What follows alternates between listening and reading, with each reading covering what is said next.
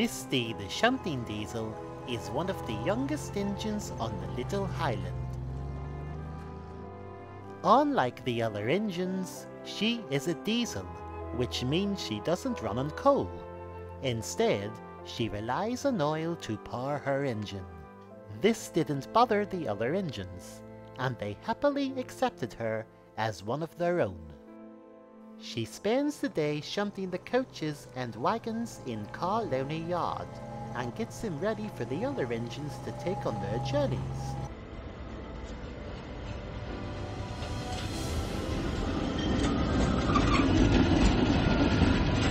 At times, Misty would wish that she could travel down the line too and pull a train of her own. One evening in the sheds, James Clifford was talking about one of the stations. "When I arrived at Sword Station today, I couldn't help but notice the beautiful pots of flowers displayed on the platform," he remarked. Peggy was very curious. "What did these flowers look like?" she asked with interest. "Oh, there are lots of different colors. Red, yellow, blue, pink, you name it. And on a sunny day like today, they made the station look marvelous," he replied in a loud voice. Misty felt green with envy and knew she would never see a faraway station decorated with lovely flowers while shunting in Carloney Yard. The next morning, she shunted James Clifford's coaches to Carloney Station. Suddenly, the station master shouted at her driver. "Please remove your engine from the station. It's blocking the line," he ordered in a stern manner. Misty felt very hurt. He called me it," she sobbed. Misty grumbled for the rest of the day. She shunted empty coaches for Gunter. He couldn't help but notice her sulky face. "Are you okay, little Misty?" he asked with concern. With a loud sigh, she told him all about her dreams of venturing down the line. Gunter gave her a warm smile. "I was built in a different country a very long time ago and have traveled down many different lands. And let me tell you that it's not as straightforward as you may think. There are signals, points leading to different lines, and a schedule that must run on time," he told her with his wisdom. After the long day finally ended, the engines looked forward to a nice rest in the sheds. James Clifford was the last to arrive, and seemed more cheerful than yesterday. "Life couldn't be more perfect. The stations are beautiful, my journey is smooth, and King Arthur now keeps quiet." "I wish you would keep quiet too," grumbled the little diesel. Peggy feared that an argument would erupt, so asked him if Sword Station still had the nice flowers outside to change the subject. She also had a suggestion that could cheer Misty up. "Tomorrow I must collect an order of flour from the watermill at Kilkenna and deliver it to Holt Harbour. So I was wondering if you would like to swap with me while I shunt your rolling stock in the yard," she suggested with a wink. Misty's eyes sparkled, and it was a question that she didn't have to think of an answer for. "Yes, please. That would be wonderful." When morning broke, the day began. Peggy and Misty spoke to their drivers, and luckily they agreed to let the engines swap jobs for the day. After years of fantasizing about going on an adventure, Misty was finally going to embark on one for real. Peggy shunted the wagons full of flour sacks, along with a guard's van for the guard. Once everything was ready, Misty carefully backed onto them.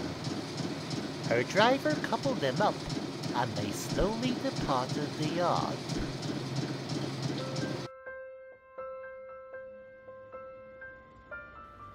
It wasn't long until she reached the vast countryside, and it was a lovely day too, which made the trip even more enjoyable.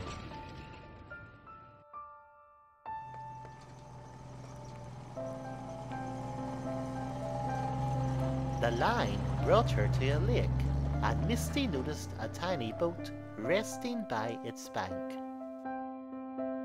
She came to a set of points, and Gunther was waiting in a signal with his train. "What is he doing?" she asked her driver. "He has to wait until we pass," he told her. Soon she entered a tunnel. Then she followed a hillside, and up ahead, a large stone building with a giant wooden wheel could be seen. "I'm here at last," she shouted happily as her driver stopped her outside.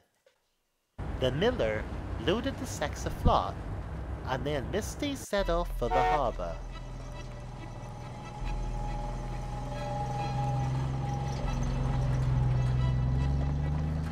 A mile down the line was a signal box, and the signalman awaited Peggy's arrival. He always knew when Peggy was near, because the smoke from her funnel could be seen from behind the trees. But Misty is a diesel. She doesn't have steam, which means the signalman had no idea that she was coming. To his horror, Misty quickly approached, so scrambled to the lever to switch the points. By the time he did, it was too late. Misty's driver applied the brakes, but she crashed into a siding.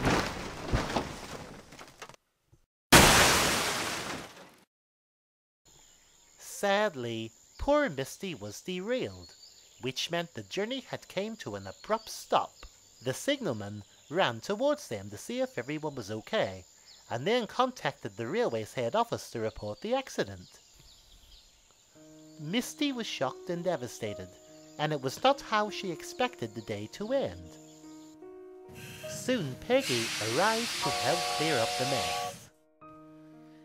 The door of the van slowly opened, and out came a short man.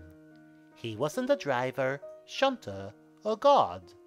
His name is Lord Starkey, and he is the owner of the railway.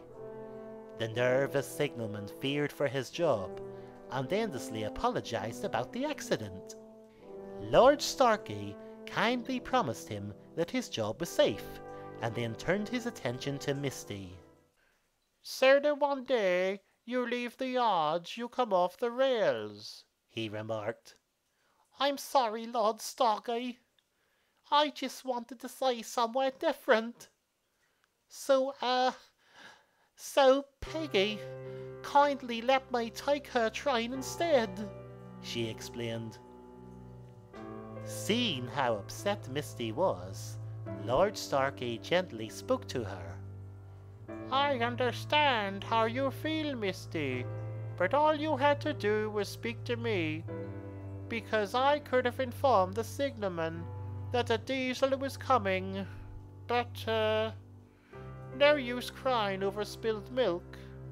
Or, in this case, flour," he sighed. In a few weeks, Misty was mended, and happily returned to Carloney Yard. She could see lots of coaches and wagons that needed organised, and it was a lovely sight for her to behold. Peggy and Lord Starkey both awaited her. "Welcome back, Misty. Now, since your last day out didn't go according to plan, Peggy has kindly offered to let you take her train once again. And this time, the signalman will be aware that you're en route," he told her. Misty thought long and hard about the days she spent shunting in the yards, and then remembered her horrific accident. "Ah, thank you, but no thank you. I'm a shunting diesel, and I think that I work best when I'm in my comfort zone, which are these yards," she declared. Peggy and Lord Starkey both wished her good luck, as she began her work.